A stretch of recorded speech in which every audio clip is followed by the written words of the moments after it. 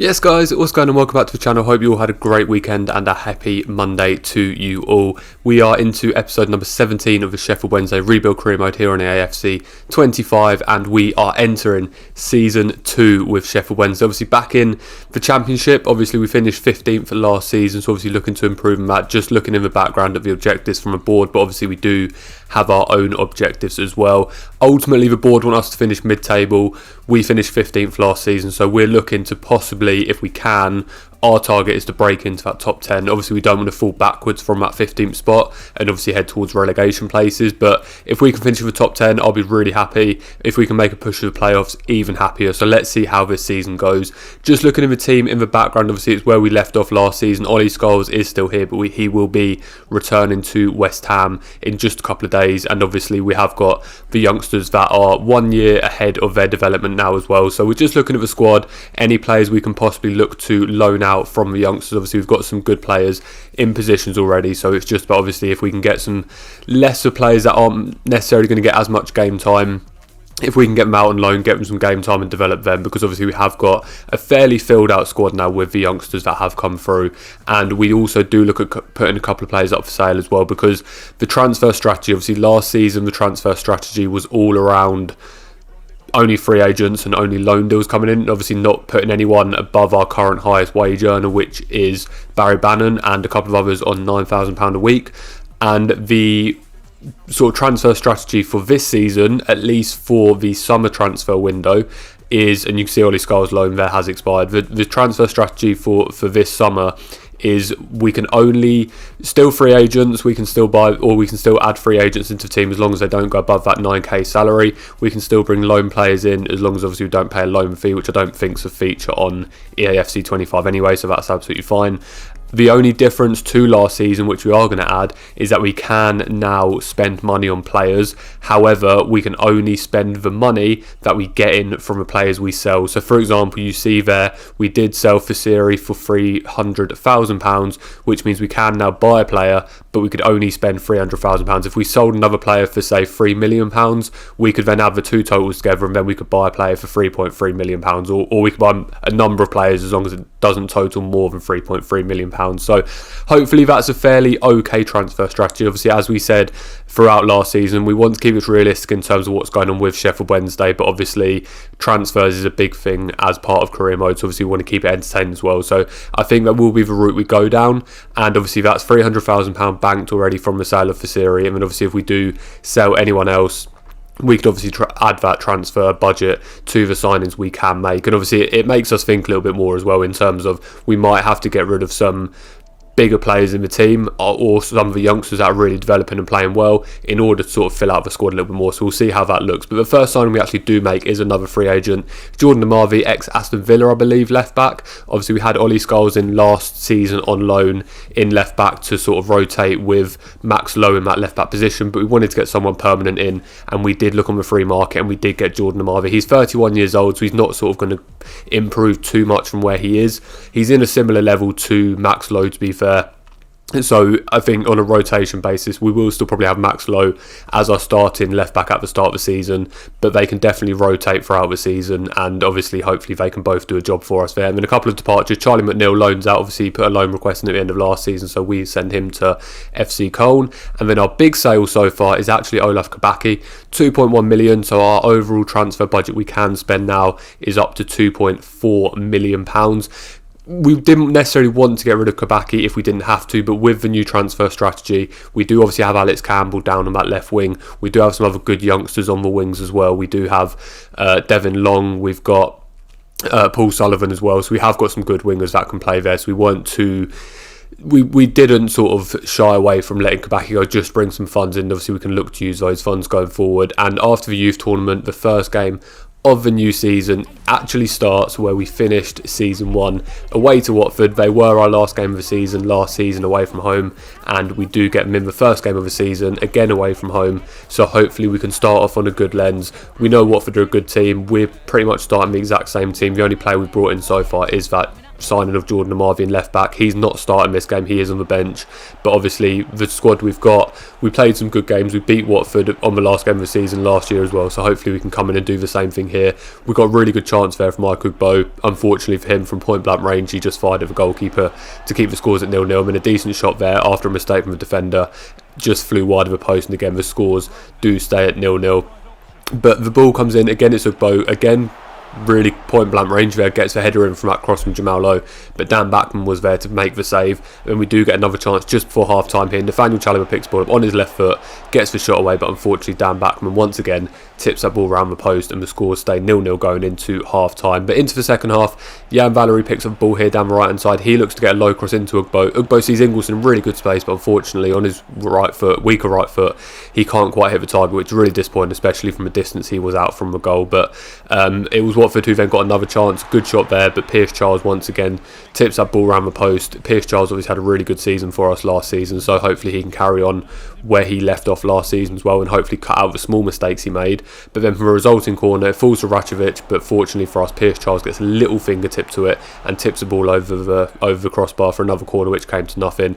And then 15 minutes before the end, Piotrowski came on the substitute, gets the shot away. Not a brilliant shot, it wasn't really in the corner, pretty much straight out of the goalkeeper to make an easy save. And the ball came back to Ugbo, looks to make the turn, plays it into Alex Campbell. Alex Campbell tricks in, plays it into Piotrowski. Piotrowski plays it into Barry Bannon. Barry Bannon plays it back out to the right hand side for another substitute, Devin Long. Ugbo tries to get a header, couldn't quite get it. Piotrowski fires in, but unfortunately hits his header wide of the post to keep the scores at 0-0. And then we do get the chance about 10 minutes before the end to bring on the new boy Jordan Amavi, coming on from Max Lowe to make his debut away to Watford here. And then just a minute or so before the end of the game, Devin Long, who actually looked, he didn't have a greatest season last season and didn't get too many games, but he actually looked really good in this game against Watford, especially his pace. And him down the right hand side, the ball eventually fell to Piotrowski once again to get another shot away, but unfortunately the keeper, Dan Backman for Watford, made another save and tipped it around the post for another corner for us. Barry Bannon plays it short to Piotrowski.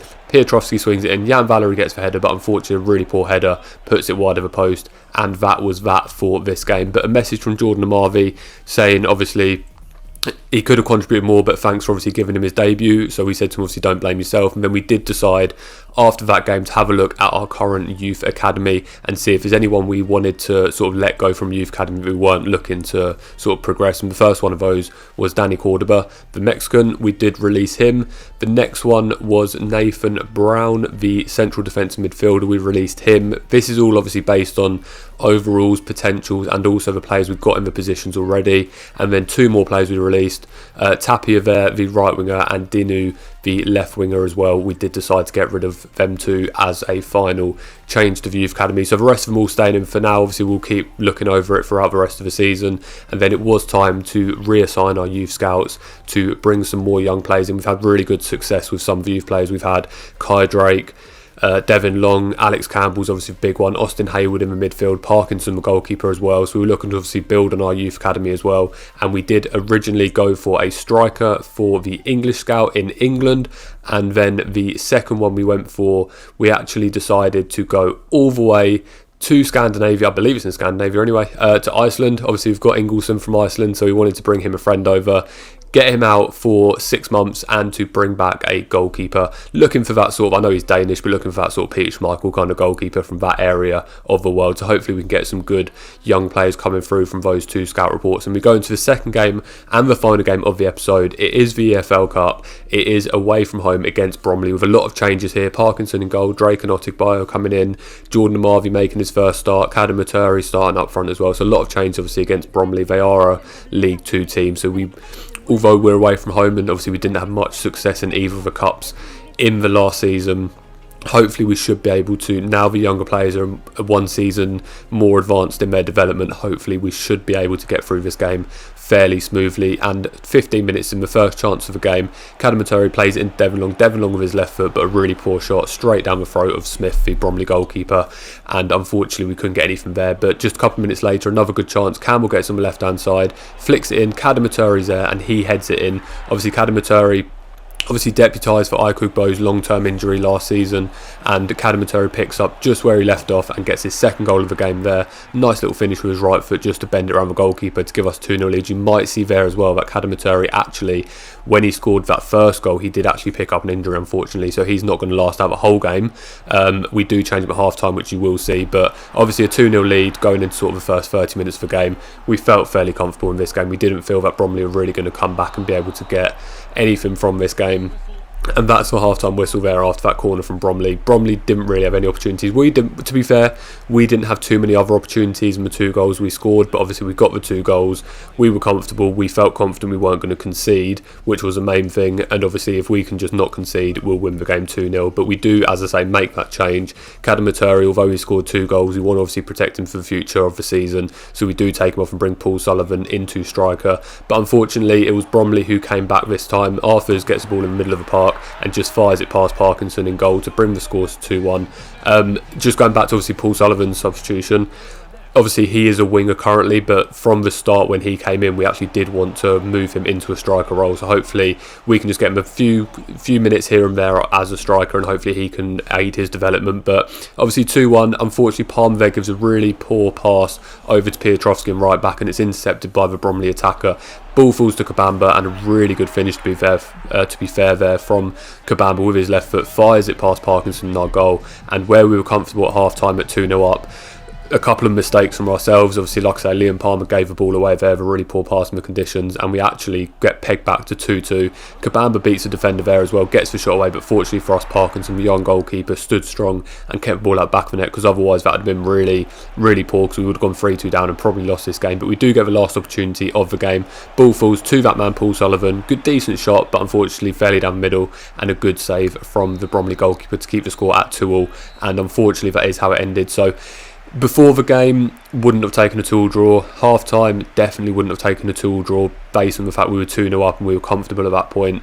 But unfortunately, Bromley did come back in that second half and we made a few mistakes, and the scores did end 2-2, which means we go straight to penalties. It's the goal scorer Kabamba steps up first, puts down the middle to give Bromley a 1-0 lead.